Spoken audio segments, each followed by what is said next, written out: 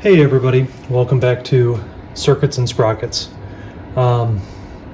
Today I've got a little bit of bonus footage, I guess, related to my last video where I replaced the gas valve in my furnace. If you haven't seen that video and it sounds interesting to you, I'll put a link to it on the screen and a link to it down in the description, so please go and check that one out if you're interested in that. But I've got the old gas valve out here, and I thought, rather than just throw this guy directly into the trash, I thought, maybe we'd tear into it a little bit, see if we can learn anything about how it works or about what went wrong with it. If nothing else, we'll learn how it comes apart. And it'll be an interesting little bonus project here. So with that, I think I'll start tearing into it. I think this area, this black area here, is the area that I'm most interested in. I think that's the relay, and I'm pretty sure that's what failed in this, so that's what I'm most interested in. But I'm going to start with, the obvious screws here on the outside. We'll just start tearing into a little bit and see if we can start learning how it comes apart. So these are Torx bits, but they have a little security dot in them. I do have a bit for that, so I'll just start tearing into the top and bottom here.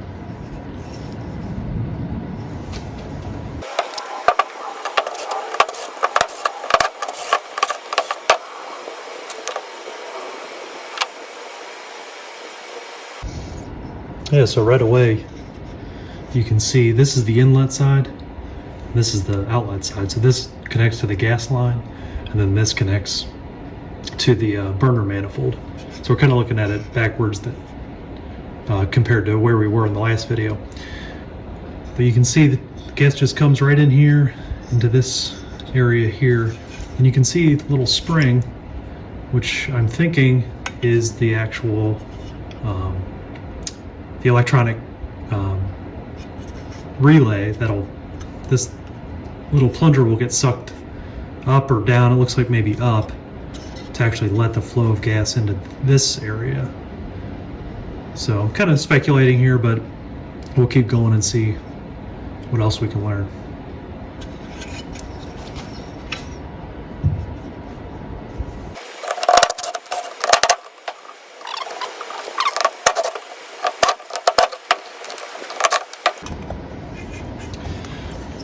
The screw, of course, is blocked by this little plastic piece, but since I don't really care about this valve, I think I'm going to take that out anyway. I might snap that off, but that's okay.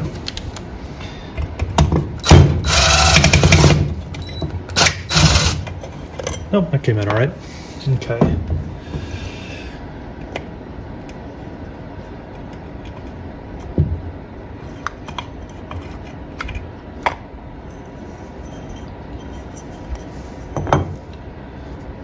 Got a little diaphragm here.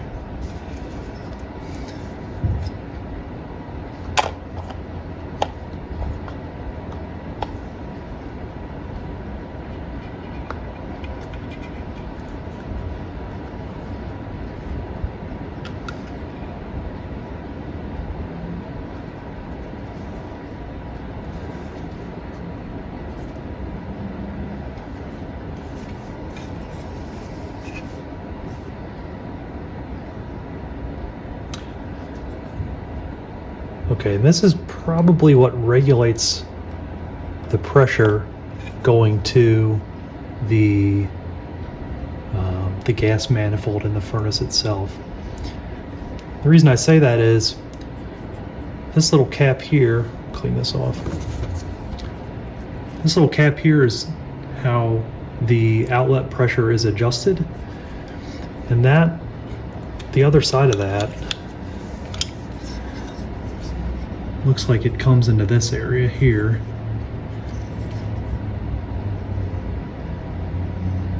So maybe I'll take this cap off and just see what that adjustment looks like.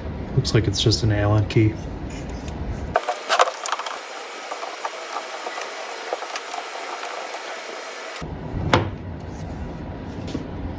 Okay, so that's just a straight hole right right through there. You can see my finger through the hole. It's not in focus, but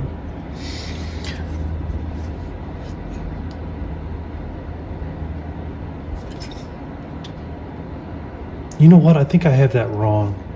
I think the part I just took out is just where you measure the outlet pressure. The actual adjustment is behind this screw here. So let me take that screw out and see, although I don't see maybe that little hole right there. Let's take this screw out and see if we can take that adjustment out.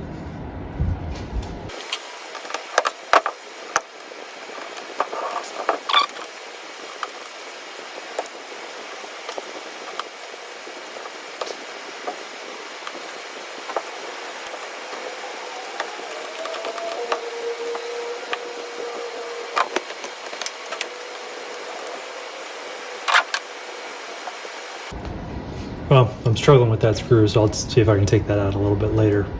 But I do think that's what we're looking at here with this little red membrane, I guess, gasket that is controlling the pressure of the output side. So this little membrane is pushing on this plunger here, which is what actually lets gas. I'm assuming that little spring that we looked at earlier is what allows gas to flow, and so that's the actual relay that comes on when the valve is actuated. And then pushing on this plunger back here is what actually allows gas to flow into the outlet, back or into the furnace manifold. And so the pressure on this side of the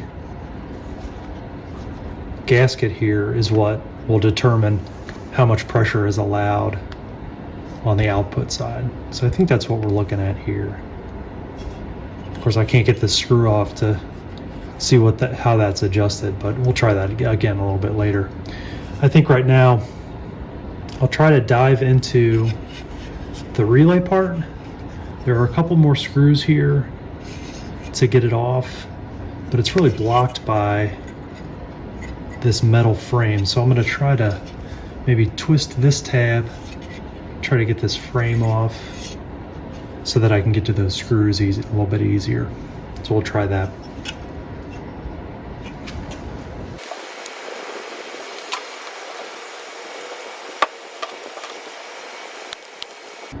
Okay, that wasn't too bad.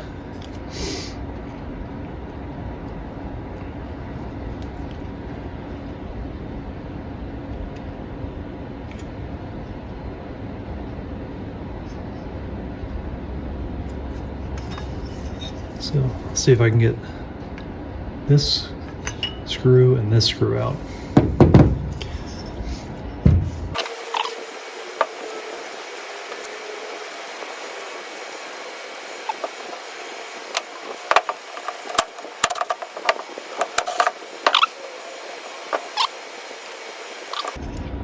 So this part slides off.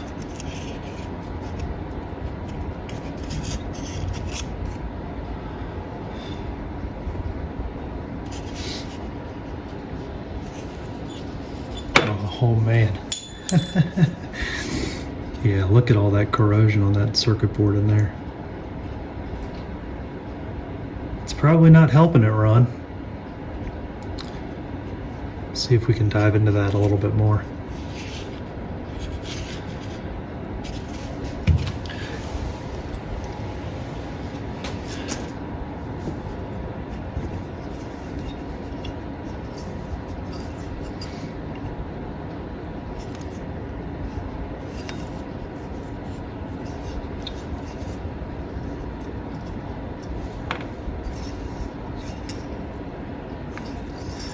So I thought this part would come up or down. I guess up. It looks like it's blocked there going any further down. So I thought this would be able to travel this way. I thought I should be able to do that by hand, although maybe that's what failed, right? Maybe that's what locked up on us.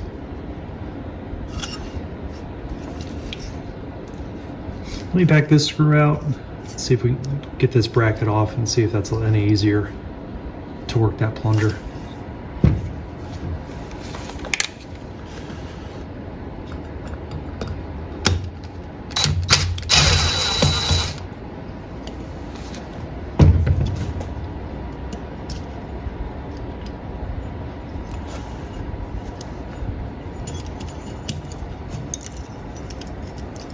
Get that screw out of there.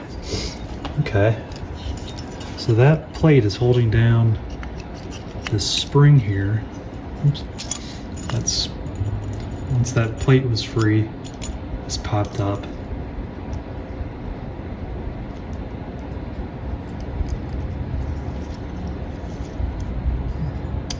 Let's see if I can push this through here. Yes.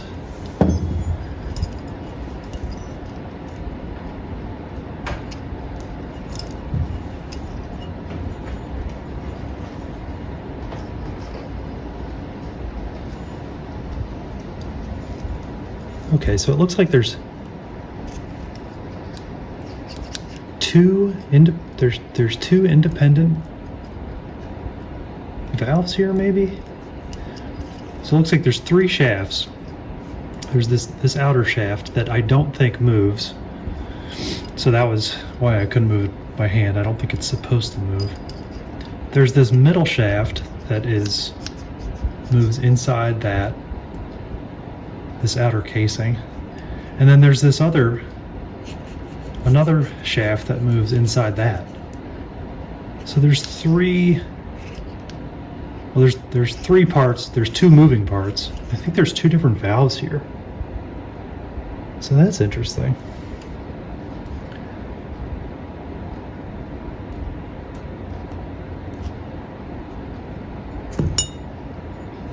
Oh, there's the spring for that.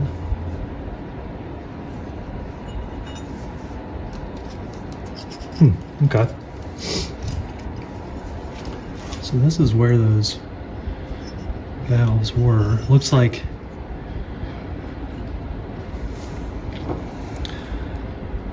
that small hole at the very bottom is likely what is covered by this small plunger here. And then this larger hole, maybe ½ inch or so, is what's covered by this middle bushing here, or seal, I guess I should say. So that's very interesting. It looks like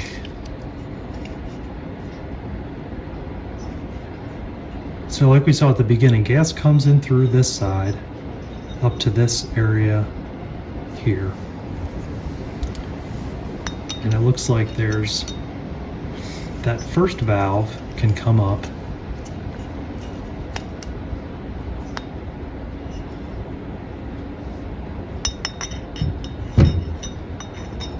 and that allows gas to go against this smaller seal.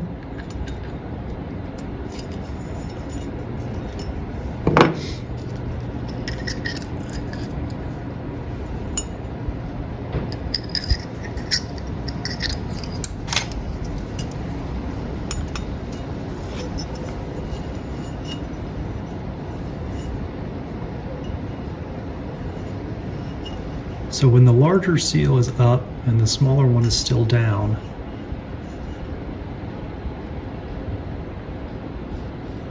gas gets into this area, and you can see that regulator that we saw earlier.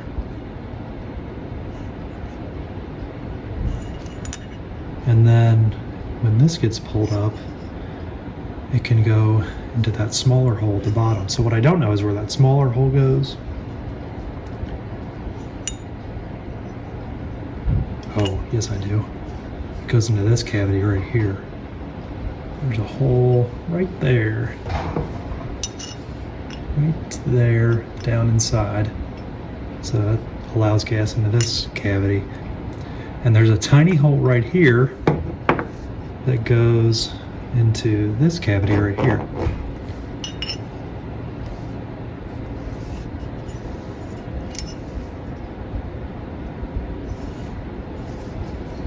In this cavity, you've got another hole there where you can see the blue towel behind it.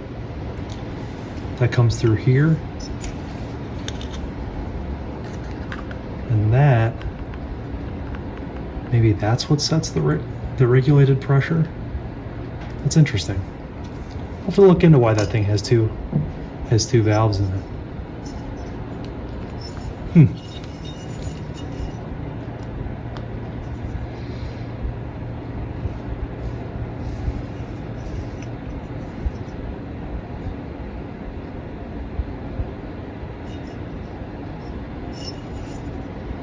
That's interesting.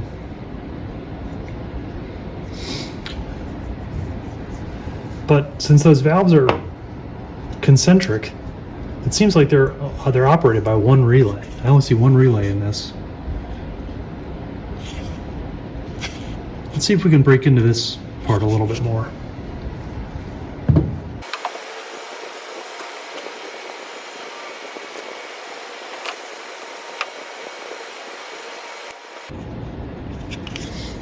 Looks like this coil wants to come out, but I'm sure it's connected to the circuit board on the other side.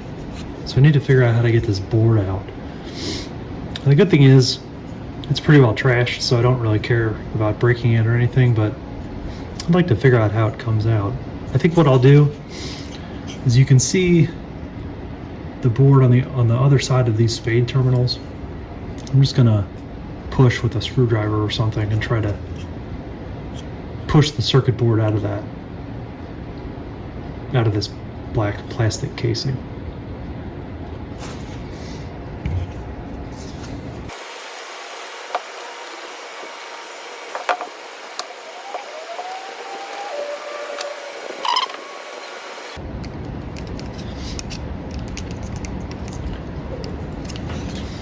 I should say I would never take electronics apart like this if I cared about it working again, but I've got the new valve in place and I'm not looking to repair this, just trying to learn something.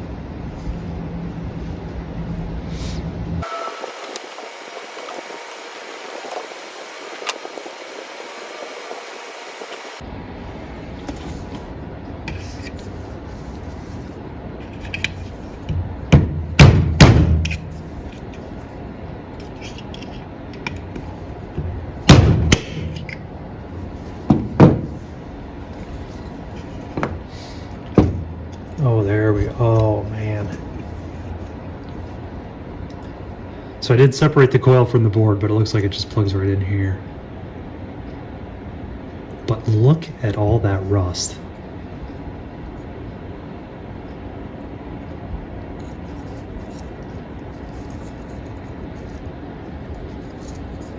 Yeah, that is not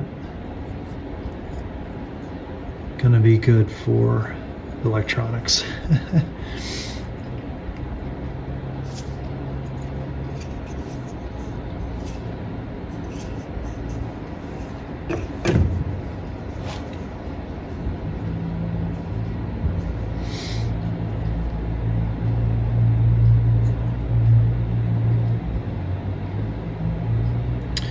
So it looks like this chip right here, looks like it says MCC DB107, but you can see it's got kind of like, it's got plus and minus here at the top on these terminals, and then you see these kind of sinusoid looking symbols on the bottom. So like I talked about in the last video, the signal to this board is 24 volts AC, but it looks like this chip takes that AC signal and turns it into a DC signal. This is an AC to DC converter. And so I'm starting to think the coil is actually a DC coil. And that would kind of make sense. You know, in the last video, I tried to measure that coil resistance to see if the coil was good or bad. And it looks like when I measured the resistance across these terminals, it wasn't actually measuring the coil itself. I was looking on this side of this chip, so I wasn't actually getting to measure the resistance of that coil itself. So you know what, while I have this thing open, I'm going to go direct to the coil and try to measure resistance here. See what number that gives us.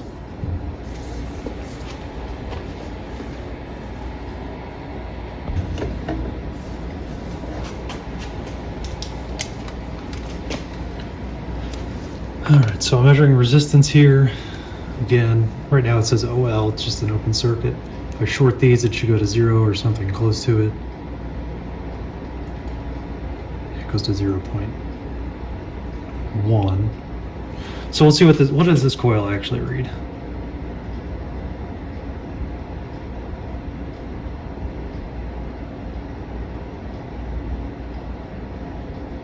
Yeah, about 50 ohms is what I'm seeing. The stable reading here. 48.9. Yeah, about 49 ohms. So now, I think, contrary to my conclusion in that last video, this coil is fine. So it's reading a little bit higher than I thought it would in the last video. But yeah, 50 ohms, but it's neither 0 nor OL. So I think this coil is fine. Now I'm thinking what failed in the valve is this circuit board itself. I mean, you can just see all the corrosion and rust on here. So I think that signal was just not getting to the coil to actually draw this plunger up and let gas out to the outlet side of that valve. So I think this is all fine.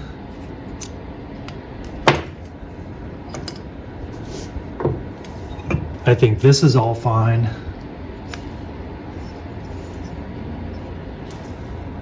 But I don't think this is fine at all. So I don't think that signal was getting to the valve. And I think that's what actually caused this valve to fail.